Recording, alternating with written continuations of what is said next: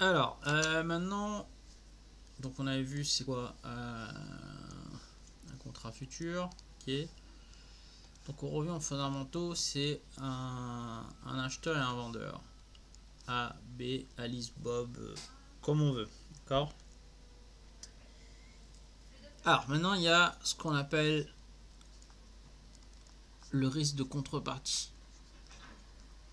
Donc, si on regarde par exemple les crypto-monnaies, donc dans le paradigme crypto-monnaie, c'est de dire que les smart contracts, ils arrivent à éliminer le risque de contrepartie. Mais dans la finance classique, il y a le risque de contrepartie, c'est-à-dire que si A est acheteur et à un moment, parce que la transaction c'est à t égale 0 et le règlement à t égale e égale échéance, d'accord. Donc il pourrait avoir un défaut. A il pourrait ne plus avoir d'argent pour payer. Là on ne sait pas ce qui va se passer en fait dans le futur. C'est ça qui rend les choses imprévisibles. C'est ça le risque, d'accord. Et voilà. Donc on se rappelle que sur les futurs on est ce qu'on appelle sur un marché organisé et non pas un marché OTC over the counter gré à gré. Donc c'est un marché organisé. Donc c'est lui qui organise les transactions. Ok. Et un de ces trucs, c'est éviter le risque de défaut au moment du dénouement du contrat. Donc là, hop, on va avoir un truc hyper important, ce qu'on appelle les appels de marge, qui a donné un livre assez marrant qu'on appelle le margin call. Ouais, c'est un film. Alors, soit un investisseur, monsieur A, d'accord, qui veut prendre une date donnée, jour 1, on va appeler jour 1 là. Ah, ok. Là, il est long, il prend une position longue sur deux contrats. Voilà, donc deux contrats. Il est long sur deux contrats, d'accord. Donc le contrat sous-jacent, alors on avait vu maintenant, il faut énumérer, c'est quoi le sous-jacent? L'or. L'échéance décembre. C'est sur le COMEX, d'accord. New York Commodity Exchange. Prix futur 1700 dollars l'once. Ok. Chaque contrat porte sur la quantité. Maintenant, voilà, on a dit 100 onces.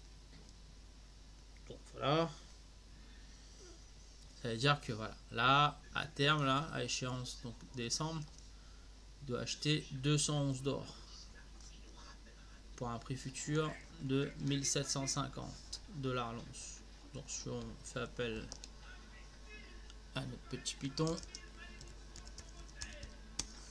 ça fait 350 000. Alors, hop, 350 000 USD.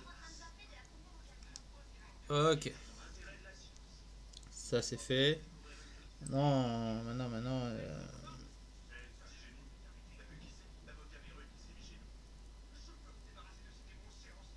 il faut les sortir les 350 000. C'est pas ce qui va se passer entre le jour 1 et l'échéance, d'accord. Contrat 1, contrat 2. Ok. Alors, donc lui, il va sur le marché organisé. Alors, comment il fait? Donc, il va déposer des fonds sur un compte déposit. D'accord. Donc, c'est 6 000 dollars par contrat. Donc, du coup, là, il va déposer 12 000 dollars. Ok. Et du coup, ce qui va se passer pour l'appel de marge, là, on finira là-dessus. Donc là, on est journée 1, on verra la journée 2. On va diviser le temps jusqu'à l'échéance en journée. L'échéance égale décembre. Voilà. Il y aura un nombre n de journées. Et tous les soirs, on va on va calculer le gain ou les pertes de l'investisseur. On appelle ça compensation journalière, daily settlement et making to market. Voilà, donc on va reprendre le truc. Alors, on est le jour 1. Qu'est-ce qui se passe le jour 1? On prend une position longue en cotation 1700.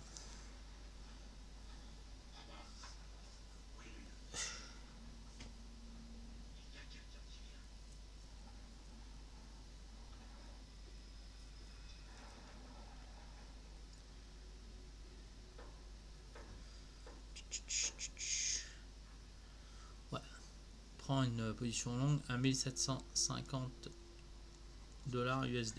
Ok.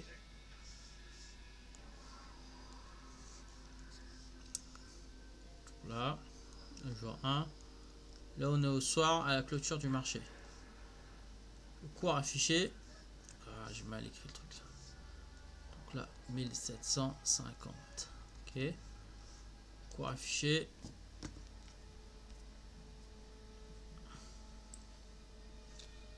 $1741. Donc on rappelle la formule. Quand on est long,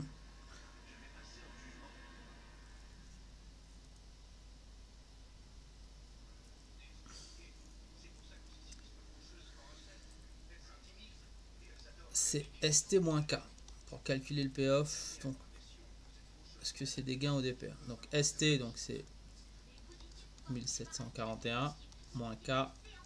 Donc c'est le strike, le prix à l'échéance.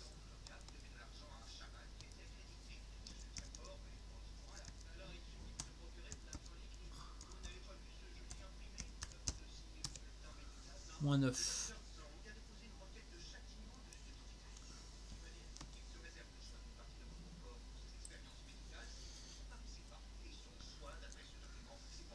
C'est-à-dire on perd 9 sur la totalité. Sur la totalité. La totalité c'était quoi? On avait vu, c'était la quantité. Hop. La quantité c'était 211 de contrat, 211. Donc, du coup, l'investisseur perd au total moins 9 fois 200. Hop, ça c'était le soir. Donc à la fin de la première journée, on a perdu moins 1800 USD. Alors qu'est-ce qui va se passer sur son compte déposit? Sur son compte déposit, il est là. Donc on va noter moins 1800. Là, hop, hop, hop, 12 000 moins 1800. Il lui restera sur le compte déposit que 10 200. Voilà. Et parti pour la deuxième journée. Donc là, plus 12 000. Et parti à 10 200. Là, le cours, il était à 1750, 1741. Voilà. Voilà.